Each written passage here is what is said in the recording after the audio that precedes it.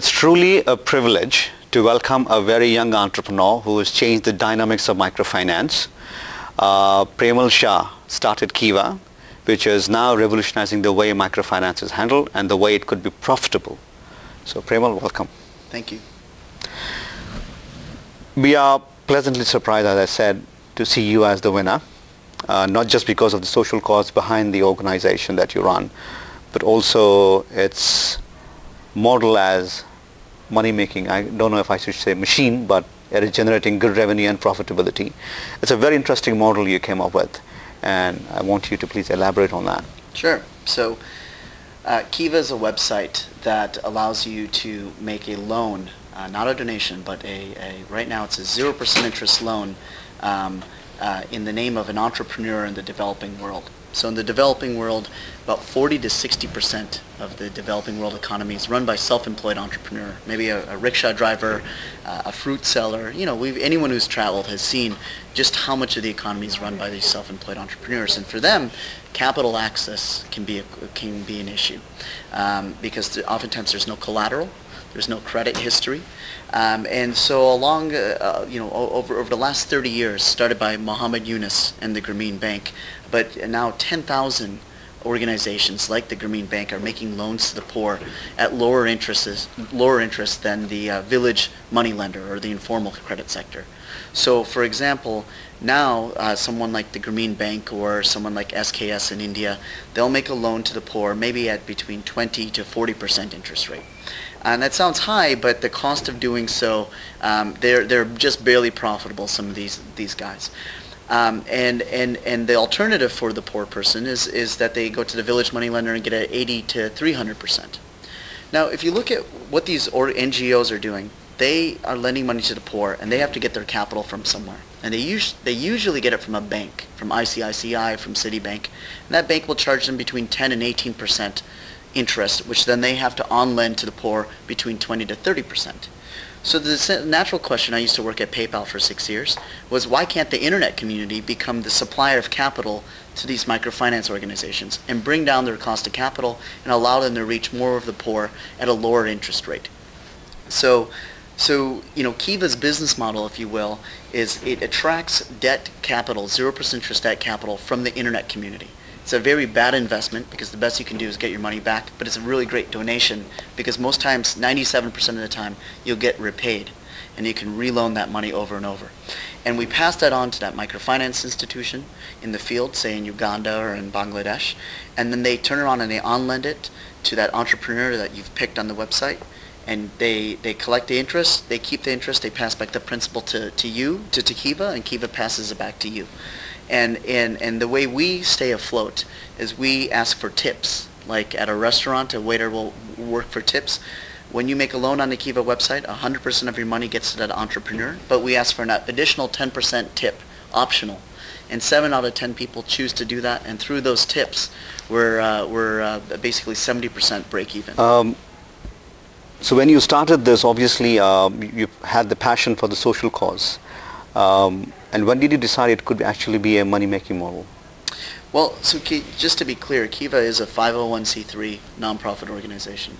But the idea is to run it like a business and to attract the best people from business and to capitalize it like a business. There's very few nonprofits that have scaled. The world is flush with for-profits that have scaled because the profit motive is important.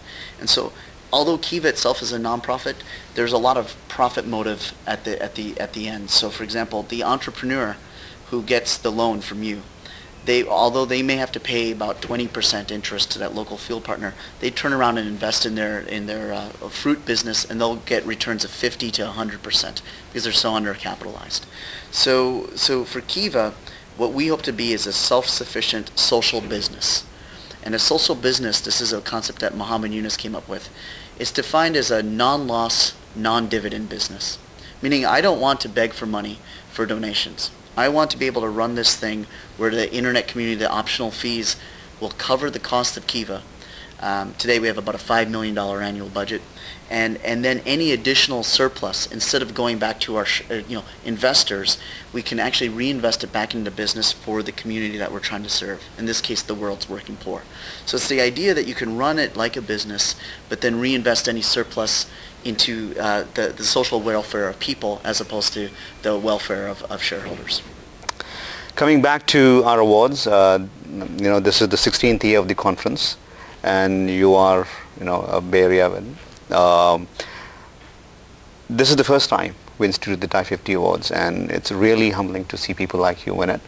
What is your take on winning the award?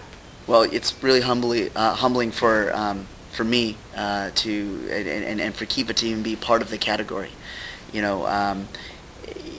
One thing that's so interesting is I used to come to TIE just about every year when I was just trying to get off the ground, both at PayPal and then also at Kiva. And you walk around this community of people who have incredible ideas and just need to be connected with capital, or these investors who are looking for the next great idea, and all people in between, essentially. And to be recognized by kind of this group of peers who are part of that creative process of creating value through technology. It's actually one of the best awards that you can get as a nonprofit. Is that it seems like there's a true innovative idea that's scaling, and just looking at the peers in the consumer web space who won this award, we're really honored to be a part of it. I have another question to ask you. As you are second generation Indian American, and I was speaking to Tony Shea this morning. He's a second generation Asian American. So there are some advantages because the assimilation to the culture is pretty natural.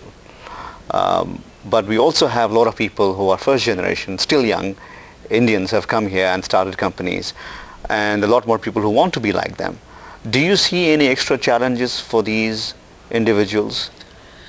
I think it can be challenging if you don't have, say, maybe the set of connections that a second generation person might have, or the privileges that a second generation person. For example, when you come recently from India here, you do not have a credit score in the credit bureaus, and then you can't easily get a credit card.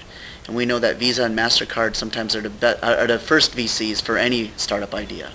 So there are structural disadvantages, but I think America is one of these incredible places where the structural disadvantages are less, and then I think Indian Americans and kind of conferences like TIE that kind of bridge first and connect first and second generation, and basically it's about the quality of the idea and the hustle of the person.